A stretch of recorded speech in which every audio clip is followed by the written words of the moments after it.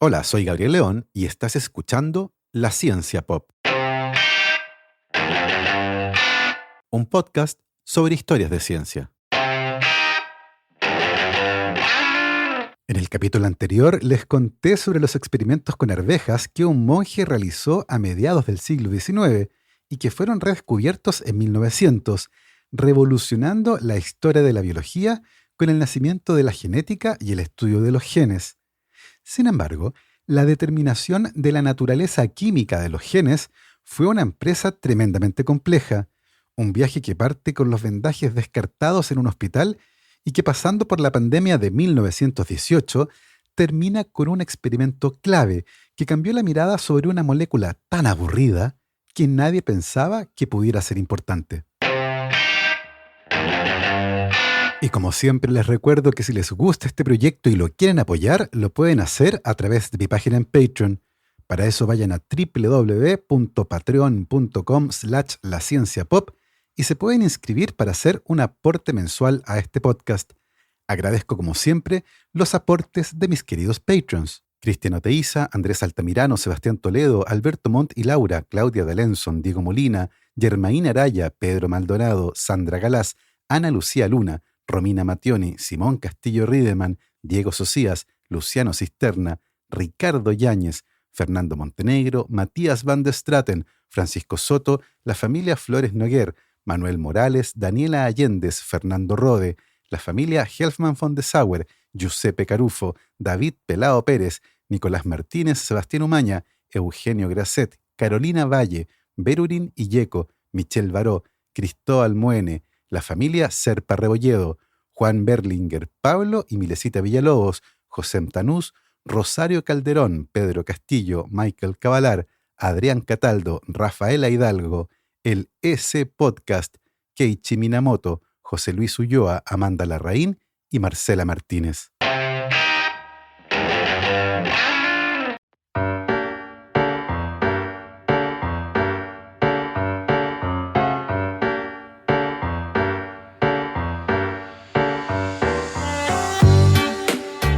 La historia de hoy comienza con una batalla muy especial, una que nuestra especie ha librado desde que emergió en el corazón de África hace unos 300.000 años. Esta batalla comienza cuando la piel, la primera barrera de defensa de nuestros cuerpos, se rompe. Una herida abrasiva, un corte o una quemadura generan una puerta de entrada para que bacterias que pululan en el ambiente comiencen a colonizar esa herida.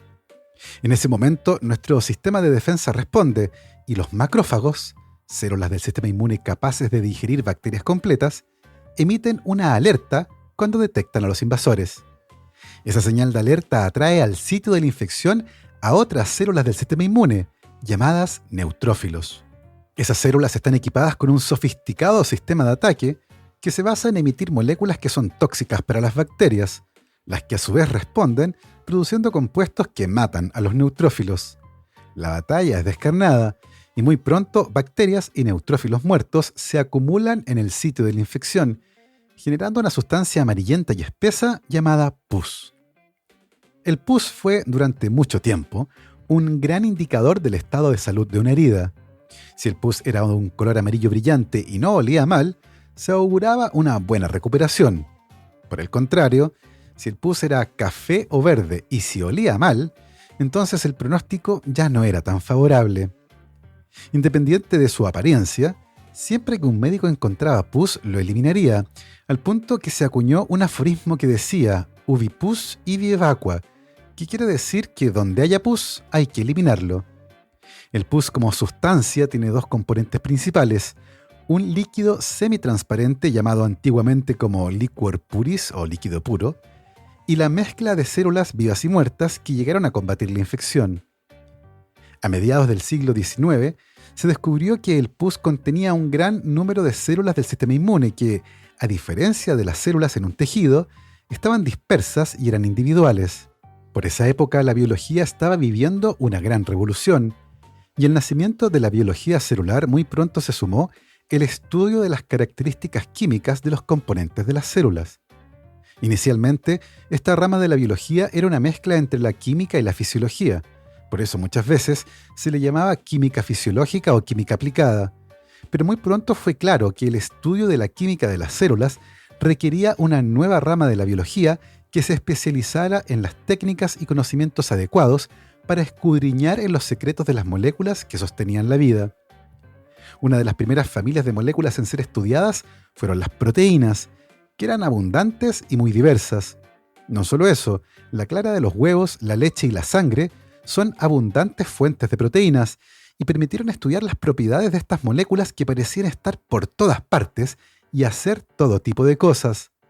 En 1838, el químico de los Países Bajos Gerardus Johannes Mulder publicó el primer estudio de química de proteínas, y en ese artículo, de hecho, sugirió el uso del término proteína para referirse a estas moléculas tan especiales, término que venía del griego y hace referencia al papel principal de estas moléculas para la nutrición animal.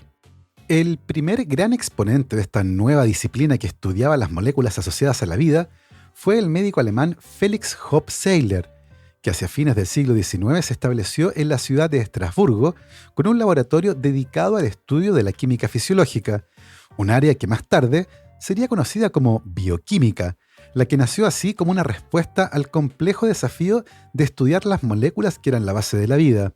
Fue justamente en el laboratorio de Felix Hoppe Seyler que el joven médico suizo Friedrich Mischer comenzó a estudiar las células del pus, un modelo de estudio práctico que proporcionaba una buena fuente de células y que podía conseguir de forma muy fácil gracias a los vendajes descartados del hospital cercano. Esos vendajes con pus eran clasificados de acuerdo a su apariencia y olor, y los más adecuados, es decir, aquellos que no hacían vomitar a Mischer, pasaban a un proceso de lavado y filtración que permitía recuperar un gran número de células. Desde el núcleo de esas células, Mischer aisló una sustancia muy especial y que, a diferencia de las proteínas, era rica en fósforo. Sometió esa sustancia a diversas pruebas químicas y finalmente publicó sus hallazgos en 1871, bautizando a esa sustancia misteriosa que estaba dentro del núcleo de las células como nucleína. Más tarde, el bioquímico alemán Albrecht Kossel, formado también en el laboratorio de Felix Hoppe Seyler, caracterizó en profundidad la nucleína e identificó 4 componentes fundamentales que fueron bautizados por él como adenina, citosina, guanina y timina. También rebautizó a las nucleínas y, considerando la naturaleza ácida de la molécula, la llamó ácido nucleico, una molécula muy grande de carácter ácido y que está formada por 4 unidades muy similares que se repiten y que se encuentra en el núcleo de las células. Algo así como una enorme torre de Legos fabricada usando 4 piezas distintas, pero parecidas. En 1910, Kossel obtuvo el Premio Nobel de Medicina por sus estudios sobre la naturaleza química de los componentes celulares, incluyendo sus estudios sobre las proteínas y las sustancias nucleicas, tal como la Academia Sueca las llamó en aquella época.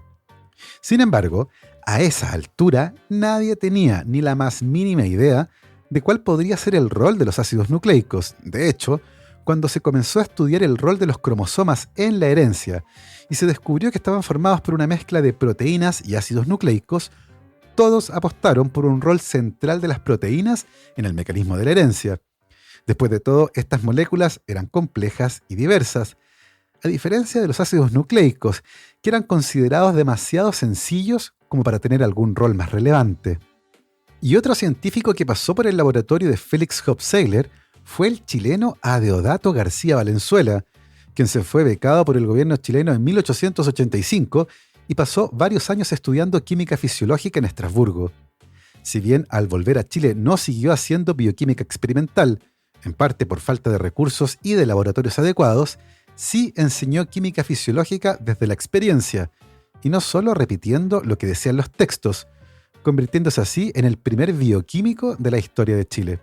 Hacia fines del siglo XIX y principios del siglo XX, la bioquímica vivía una época de gran esplendor, pero las investigaciones sobre la naturaleza química de los principales componentes de las células se vio fuertemente afectada en Europa con el inicio en julio de 1914 de la Primera Guerra Mundial. Durante 4 años y hasta noviembre de 1918, la guerra redireccionó las prioridades de muchos bioquímicos, químicos y médicos. En el campo de batalla, los médicos no solo tuvieron que lidiar con heridas de distinta naturaleza, sino que además con las enfermedades, que muchas veces eran más letales que las balas. Los cirujanos en ocasiones no tenían más remedio que amputar miembros para salvar la vida de los soldados, y fue en los hospitales en el campo de batalla donde se utilizaron por primera vez de forma masiva las transfusiones de sangre.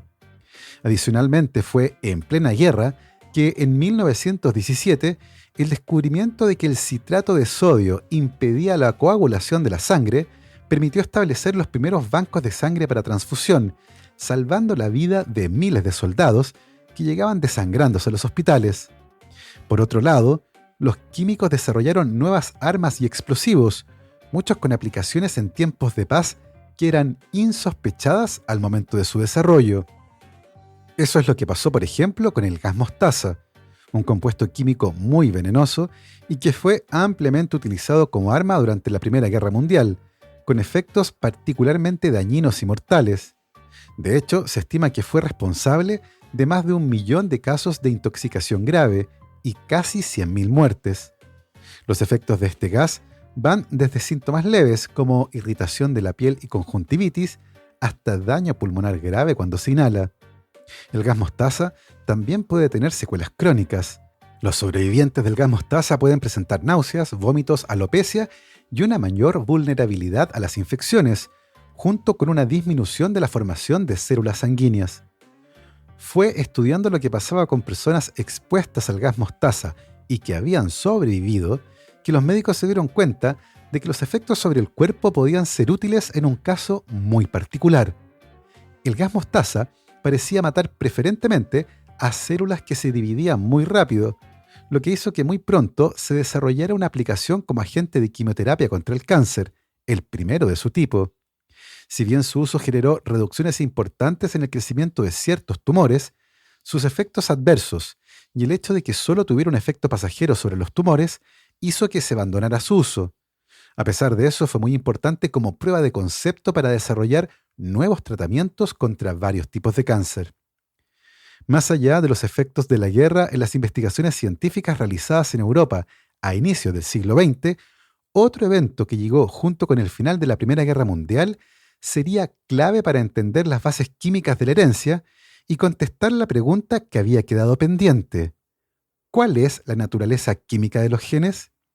De manera inesperada, la respuesta a esa pregunta comenzó a develarse cuando la pandemia de influenza de 1918 azotó al mundo.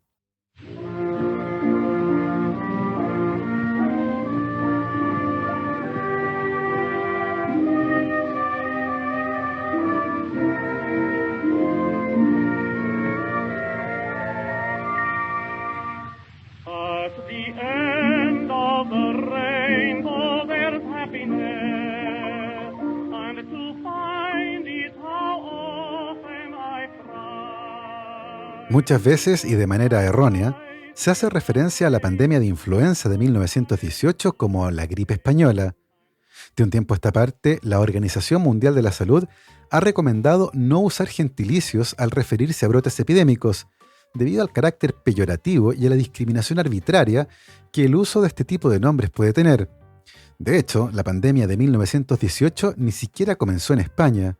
Muy probablemente se asoció originalmente con ese país, ya que España fue el primero donde se reportaron casos de esta nueva enfermedad en los periódicos, algo que no ocurrió en otros países debido a la censura de la información que pudiera afectar a la moral de los países que estaban involucrados en la guerra. Y si bien en retrospectiva los primeros casos han sido descritos en Kansas, Estados Unidos, la verdad es que la escasa información epidemiológica disponible hace que determinar el origen geográfico de la pandemia sea hoy casi imposible. Se estima que unas 500 millones de personas se infectaron durante la pandemia de influenza de 1918, lo que equivale a 1/3 de la población mundial en aquella época, y que al menos 50 millones de personas murieron producto de la infección.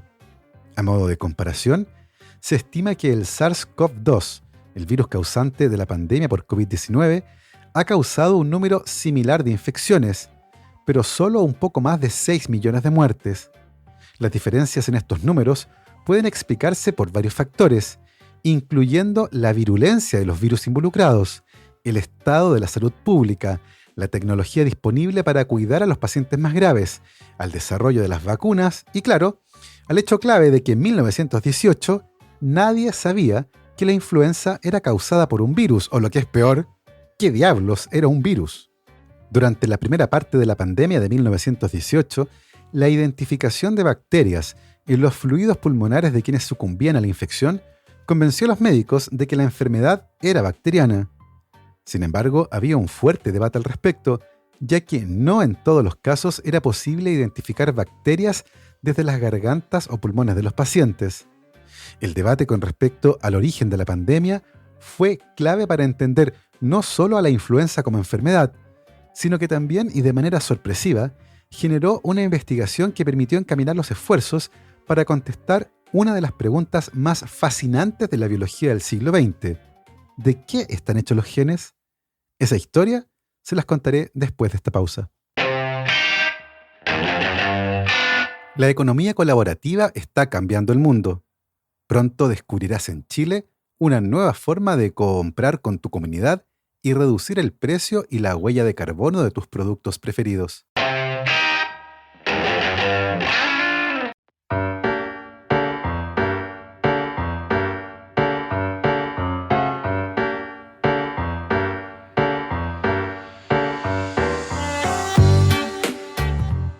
Frederick Griffith fue un médico inglés y figura clave en la historia de la epidemiología de inicios del siglo XX en el Reino Unido. Su trabajo se vio fuertemente marcado por su convencimiento de que, para poder entender mejor las enfermedades, prevenirlas y tratarlas, era necesario estudiar de manera exhaustiva los organismos causantes de esas enfermedades. Griffith formó parte de la comisión real que estudiaba la tuberculosis y finalmente terminó trabajando en la oficina central del Ministerio de Salud en Londres, a cargo del estudio de distintas bacterias asociadas con infecciones pulmonares graves, como los neumococos que causan neumonía grave. Durante la pandemia de influenza de 1918, estas infecciones eran recurrentes y se desató un fuerte debate con respecto al rol de las bacterias en la influenza. De hecho, la bacteria Haemophilus influenza había sido incorrectamente identificada como la causa de la influenza. Hoy sabemos que esta enfermedad es causada por un virus, pero aún así la bacteria conservó su nombre, que está vinculado a la influenza.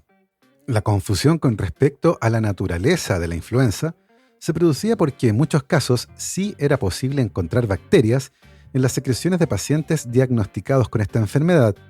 Sin embargo, como las bacterias no aparecían en todos los casos, muchos dudaban de esta explicación. Para tratar de entender mejor el rol de las bacterias en la influenza, algunos investigadores tomaron las secreciones de pacientes graves y las pasaron por filtros especiales que eliminan a las bacterias. Ese líquido filtrado, cuando era inoculado en animales de laboratorio, seguía causando influenza en esos animales. Descartadas las bacterias, muchos pensaban que tal vez una toxina de origen bacteriano era la responsable de la enfermedad. Y si bien el término virus ya se usaba en esa época, no tenía el mismo sentido que hoy. Muy pronto quedó claro que las infecciones bacterianas detectadas en los casos de influenza eran secundarias a la infección principal, pero seguían siendo muy importantes, ya que una infección bacteriana grave se asociaba con una mayor tasa de mortalidad.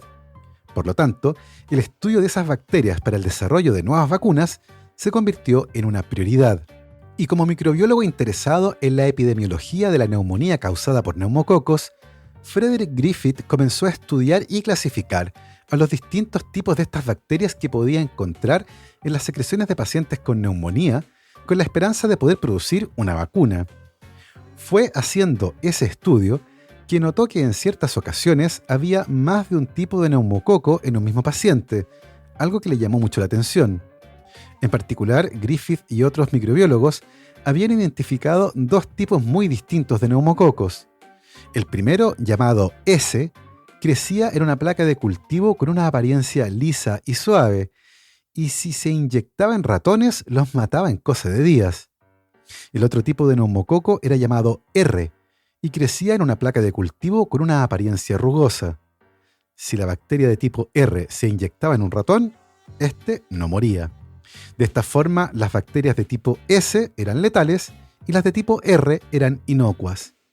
Frederick Griffith se interesó por la relación entre ambos tipos de neumococos y particularmente si era posible que uno se originara a partir del otro y explicar así los tipos distintos de bacterias que podía encontrar en un mismo paciente y los reportes que sugerían que un tipo de bacteria podía originarse a partir del otro, algo que tenía serias implicancias para el desarrollo de una vacuna.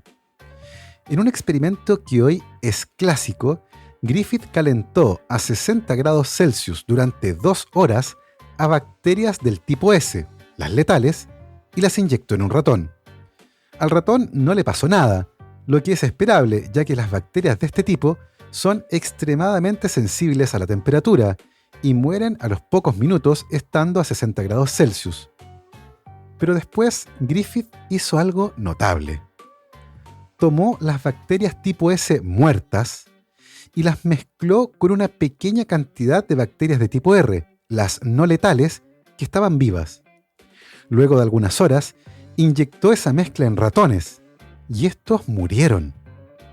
Los ratones habían sido inyectados con bacterias letales muertas, las mismas que en el experimento anterior no le hicieron nada al ratón, pero al mezclarlas con las bacterias no letales vivas, de alguna forma se generó una infección letal.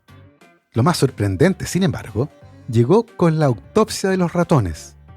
En todos los ratones muertos, Griffith encontró bacterias de tipo S vivas. El resultado fue tremendamente sorprendente. ¿Habían resucitado las bacterias de tipo S? Esa explicación parece muy poco probable, y en todos los experimentos en los que Griffith inyectó bacterias de tipo S muertas, los ratones sobrevivieron y jamás encontró bacterias tipo S vivas en esos ratones. ¿Qué explicaciones quedaban? Una contaminación parecía lo más lógico, y tal vez 2 horas a 60 grados Celsius no era suficiente para matar a todas las bacterias. Solo unas pocas que quedaran vivas podría matar a un ratón. Sin embargo, incluso cuando inyectó enormes cantidades de bacterias de tipo S muertas, nunca, jamás un ratón murió.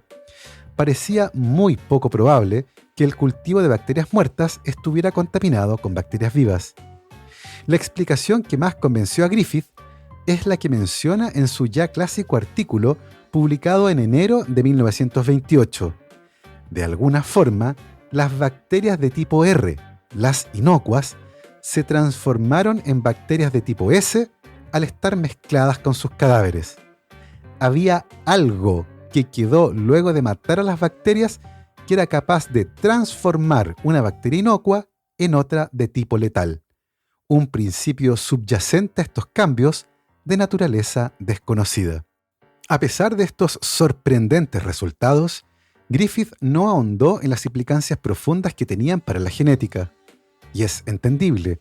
Por aquella época la genética bacteriana estaba en pañales y no estaba del todo claro que las mismas leyes de la herencia que operaban en plantas y animales descritas por Mendel lo hicieran también en bacterias. Para Griffith el resultado era interesante desde el punto de vista epidemiológico y sus implicancias para el desarrollo de una vacuna. Y por otro lado, la comunidad de científicos que trabajaba con neumococos quedó pasmada. Para muchos, Griffith no había descartado completamente una contaminación y se lanzaron a repetir sus experimentos.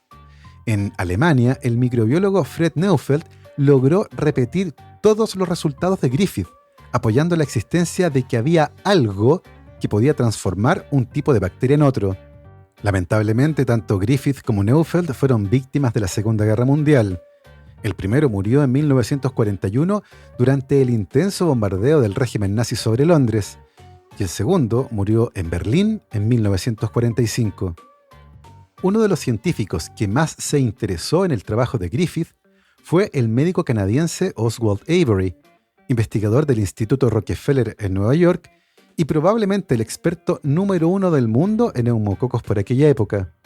De hecho, fue Avery quien sugirió que las bacterias de tipo S estaban recubiertas de una capa de azúcares complejos que explicaban su virulencia, algo que fue demostrado con experimentos muy elegantes y que le valieron una nominación al Premio Nobel de Medicina, premio que sin embargo no ganó, ya que se trataba de un descubrimiento polémico y que para muchos fue difícil de aceptar. ya que por esa época se pensaba que eran las proteínas las que explicaban la virulencia de las bacterias de tipo S. Oswald Avery y su equipo de investigadores, compuesto además por los médicos Maclean McCarthy y Colin MacLeod, se lanzaron no solo a repetir los experimentos de Griffith, sino que estaban determinados a identificar la naturaleza química de lo que fue bautizado en el laboratorio de Avery como principio transformante, la molécula que era capaz de convertir a un tipo de bacteria en otro. El trabajo comenzó a mediados de la década de 1930 y refinaron los métodos más sofisticados de la época para purificar proteínas, lípidos y azúcares provenientes de las bacterias letales. También purificaron ácidos nucleicos y descubrieron que las bacterias poseían los dos tipos de ácidos nucleicos descritos en plantas y animales: la fracción nuclear, llamada ácido desoxirribonucleico o ADN, y una fracción que no estaba en el núcleo, llamada ácido ribonucleico o ARN. A pesar de que las bacterias no tenían núcleo, el grupo descubrió que éstas poseían los dos tipos de ácido nucleico y desarrollaron un método para obtener preparaciones puras de cada uno. El plan era intentar transformar a las bacterias inocuas en letales usando estas preparaciones de proteínas, lípidos, azúcares, ADN o ARN. La identidad molecular del principio transformante correspondería entonces a la preparación que lograra repetir los resultados del experimento de Griffith. Luego de casi una década de trabajo, el 6 de julio de 1943 lograron hacer un experimento que confirmaba lo que venían detectando desde hace un par de años. El ADN puro proveniente de las bacterias letales era la única molécula que de manera eficiente lograba transformar a las bacterias inocuas en letales. El trabajo que describió estos resultados fue publicado en el Journal of Experimental Medicine el 1 de febrero de 1944 y describe en 27 páginas los hallazgos del grupo de investigación. Al mezclar ADN puro proveniente de las bacterias letales con bacterias inocuas, estas últimas se transformaban en letales. Ahora por fin estaba clara la identidad molecular del principio transformante. Era el ADN. Los genes, aquello que determina las características de los seres vivos, residían en una sencilla molécula compuesta por solo 4 tipos diferentes de bloques fundamentales: adenina, guanina, citosina y timina. Avery tenía 66 años al momento de publicar este hallazgo, posiblemente el más importante de la biología del último siglo. Sin embargo, jamás se le concedió el premio Nobel. Entre 1932 y 1954, Oswald Avery fue nominado casi todos los años al Premio Nobel de Medicina o Fisiología, inicialmente por sus descubrimientos sobre virulencia de neumococos y posteriormente por la identificación del principio transformante. Lamentablemente, el Comité Nobel en el Instituto Karolinska fue fuertemente influido por un colega de Avery y pionero de la biología molecular, Alfred Mirsky, quien se dedicó a desacreditar el trabajo de Avery, convencido de que las proteínas, su objeto de estudio, eran el material genético y que las preparaciones de Avery estaban contaminadas con proteína, lo que explicaba sus resultados. Ciertamente el contexto histórico también pudo haber influido, ya que por esa época efectivamente muchos pensaban que el ADN era una molécula demasiado sencilla y hasta aburrida como para cumplir una misión tan compleja, y se le atribuía un papel meramente estructural. En 1952, un elegante experimento realizado por Martha Chase y Alfred Hershey permitió confirmar que la naturaleza química de los genes era el ADN y no las proteínas. A pesar de esto, Oswald Avery murió 3 años después sin haber obtenido el máximo reconocimiento por su hallazgo. Incluso hoy, muchos que han pasado por un curso de biología molecular no reconocen el nombre de Oswald Avery como uno de los más trascendentes en la historia del ADN. Avery era un hombre sencillo y muy humilde, de baja estatura, calvo y de lentes. Hablaba en voz baja y con tono pausado. La Royal Society de Londres le concedió la medalla Copley, el premio más importante que entrega a un investigador, pero Avery se excusó de asistir a recibirla. Rara vez dictaba charlas y generalmente hacía presentar a sus colegas más jóvenes. Tal vez estos rasgos de su personalidad contribuyeron a que sus ideas no se asentaran más rápido en la comunidad científica. Actualmente existe consenso de que no haberle concedido el premio Nobel a Oswald Avery es la más grande de las omisiones en la historia de este premio. Ustedes pueden pensar en él y su trabajo la próxima vez que miren hacia arriba y vean la Luna, ya que desde 1976 uno de los cráteres de la Luna lleva el nombre de Avery en su honor. Es un cráter pequeño, no muy visible y hasta humilde, como Avery. Desde que Mendel describiera por primera vez a ese algo misterioso que era el vector de la herencia, los genes se convirtieron en uno de los elementos centrales de la biología, y el descubrimiento de que el ADN era la molécula de la cual estaban hechos los genes revolucionó la historia de la biología, que de la mano de la genética molecular y la capacidad de cortar, pegar, mover y eliminar trozos de ADN de un organismo, ha permitido entender de mejor manera el complejo mundo molecular de las células y los mecanismos relacionados con la herencia genética. Y así terminamos este viaje de 180 años que comenzamos en el episodio anterior.